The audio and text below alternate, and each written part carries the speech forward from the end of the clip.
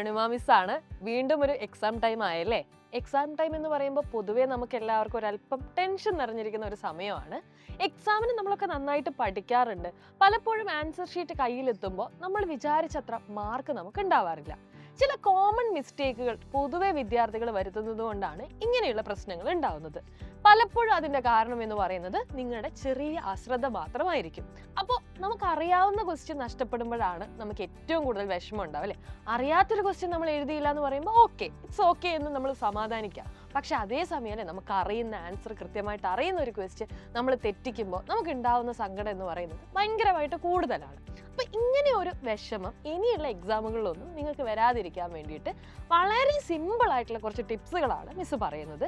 Simple ആണെങ്കിലും answer sheet നിങ്ങളെ കയ്യിൽ കിട്ടുമ്പോൾ ഇങ്ങനെ നിങ്ങൾ ചെയ്യുകയാണെങ്കിൽ ഇത്തരത്തിലെ ഒരു മാർക്ക് പോലും നിങ്ങൾക്ക് നഷ്ടപ്പെടാതിരിക്കാൻ ഇത് നിങ്ങളെ ഹെൽപ്പ് ചെയ്യും.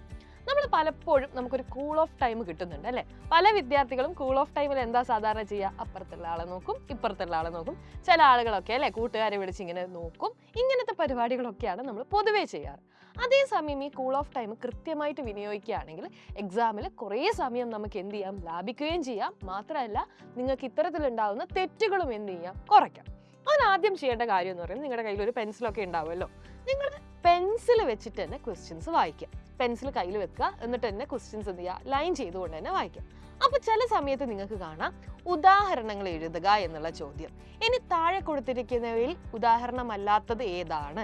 ഇങ്ങനെയുള്ള നോട്ട് വരുന്ന ടൈപ്പ് ക്വസ്റ്റ്യൻസ് ഉണ്ട്. അപ്പൊ ഈ നോട്ട് എക്സാമ്പിൾ ഇങ്ങനെയുള്ള കാര്യങ്ങൾ നിങ്ങൾ എന്ത് ചെയ്യത്തില്ല? കാണത്തില്ല. അപ്പൊ ഇങ്ങനെയുള്ള ഏതെങ്കിലും വാക്കുകൾ ഉണ്ടെങ്കിൽ എന്ത് ചെയ്യുക? അത് കൃത്യമായിട്ട് അണ്ടർലൈൻ ചെയ്യുക. പലപ്പോഴും നമ്മൾ കൂട്ടത്തിൽ പെടാത്തത് ഏത് എന്ന് പറയുമ്പോൾ നമ്മൾ ചെയ്യുന്ന കാര്യം നമുക്കറിയാവുന്ന ആൻസർ നമ്മുടെ മനസ്സിൽ എന്താണോ അതാണ് നമ്മൾ എഴുതി വെക്കുക. പലപ്പോഴും അതായിരിക്കത്തില്ല. അങ്ങനെയുള്ള തെറ്റുകൾ നിങ്ങൾ ഒഴിവാക്കാൻ വേണ്ടിയിട്ട് ഈ അണ്ടർലൈനിങ് നിങ്ങളെ ഹെൽപ്പ് ചെയ്യുന്നതായിരിക്കും.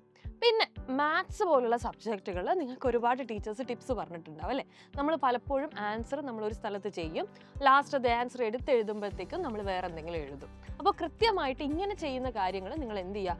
നിങ്ങൾ ആദ്യം ചെയ്തു വെച്ച ഉത്തരവും നിങ്ങൾ എടുത്തെഴുതിയിട്ട് നിങ്ങൾക്ക് കിട്ടുന്ന ഉത്തരവും സിമിലർ ആണോ എന്നുള്ളത് കൃത്യമായിട്ടൊന്ന് ക്രോസ് ചെക്ക് ചെയ്യുക.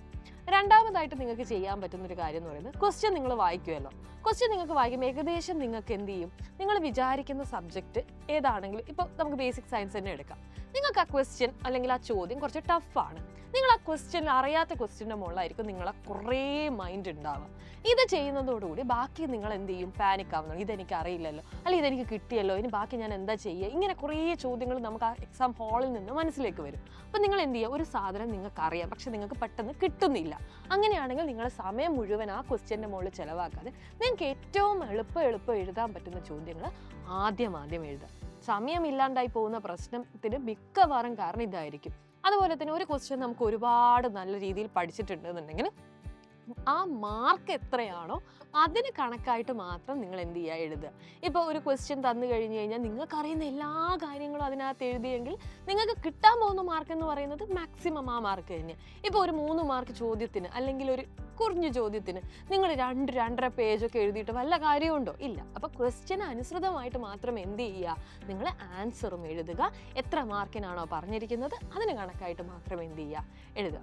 പിന്നെ നിങ്ങൾക്ക് വരാൻ വേണ്ടി പോകുന്ന ഒരു മിസ്റ്റേക്കാണ് ഡയഗ്രാം വരയ്ക്കുക അല്ലെങ്കിൽ ഏതെങ്കിലും മാച്ച് ചെയ്യുക എന്നൊക്കെ പറയുമ്പോൾ നമ്മൾ ലാസ്റ്റ് മൊമെൻറ്റിൽ തിരക്കിലായിരിക്കും ഇത് ചെയ്യുക. നമുക്ക് ഡയഗ്രത്തിന് കൃത്യമായിട്ട് നമ്മൾ ലേബൽ ചെയ്യാൻ മറന്നു പോകും. അപ്പോൾ ഇങ്ങനെയുള്ള ക്വസ്റ്റ്യൻസ് ഉണ്ടാകുമ്പോൾ ആ ക്വസ്റ്റ്യൻ ഒരു കൃത്യമായിട്ടുള്ള സമയം വേണമെന്ന് ആദ്യമേ മുന്നിൽ കാണുക.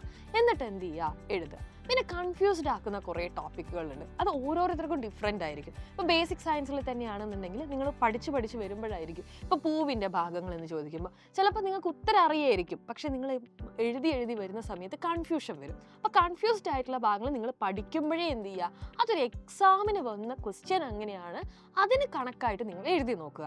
ഇപ്പോൾ പലപ്പോഴും ചില ആളുകൾക്ക് ഒരു ക്വസ്റ്റ്യൻ തന്നെ മാറിപ്പോകും. അപ്പോൾ അങ്ങനെയുള്ള ക്വസ്റ്റ്യൻ നിങ്ങളൊരു എക്സാമിനാണ് പഠിക്കുന്നതെന്ന് വിചാരിച്ചിട്ട് ആ എക്സാം എന്ത് ചെയ്യുക? മുന്നേ തന്നെ ഒന്ന് എഴുതി നോക്കുക.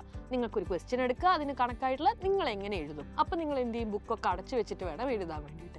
അങ്ങനെയാണ് നിങ്ങൾക്ക് കൃത്യമായിട്ട് മനസ്സിലാവും എവിടെയാണ് നിങ്ങൾ തെറ്റിക്കുന്നത് എന്നുള്ളത്. അപ്പം നിങ്ങൾ ഇത് പ്രാക്ടീസ് ചെയ്യുകയാണെങ്കിൽ കൃത്യമായിട്ട് അവിടുത്തെ എക്സാമിന് നിങ്ങൾക്ക് ഇത് എന്ത് ചെയ്യാൻ പറ്റും? കൃത്യമായിട്ട് ആൻസർ എഴുതാൻ വേണ്ടി പറ്റും. അപ്പം ഇങ്ങനെയുള്ള കുറച്ച് സിമ്പിൾ ആയിട്ടുള്ള കാര്യങ്ങൾ നിങ്ങൾ ഇത്തവണത്തെ എക്സാമിനൊന്ന് ശ്രദ്ധിച്ചു നോക്കൂ. ഉറപ്പായിട്ടും നിങ്ങളുടെ മാർക്ക് കൂടുകയും ചെയ്യും. നിങ്ങൾ വിചാരിച്ച് നിങ്ങളുടെ ഒരു മാർക്ക് പോലും നഷ്ടമാവുകയില്ല. അപ്പോൾ കുട്ടി ടിപ്സാണ്, നിങ്ങളുടെ ബെസ്റ്റ് ഫ്രണ്ടിനും കൂടി ഈ ഒരു കാര്യം ഷെയർ ചെയ്ത് കൊടുക്കുക.